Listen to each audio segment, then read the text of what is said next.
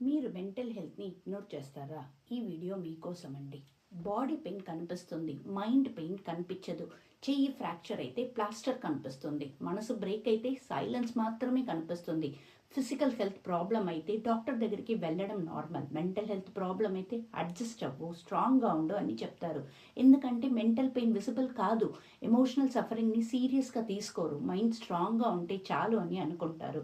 సొసైటీలో స్టిగ్మా ఉందండి. Healing time పడుతుంది, ఇన్స్టెంట్ రిజల్ట్ రాదు. ఎమోషన్స్ని వీక్నెస్తో లింక్ చేస్తారు. మెంటల్ హెల్త్ ఇంపార్టెన్స్ ఇవ్వడం అంటే జస్ట్ థెరపీ గురించి కాదు, అది సెల్ఫ్ అవేర్నెస్ గురించి, బౌండరీస్ గురించి, రెస్ట్ గురించి, అన్లర్నింగ్ గురించి. బాడీ సిక్ అయితే రెస్ట్ ఇస్తారు, మైండ్ సిక్ అయితే ప్రెషర్ పెంచుతారు.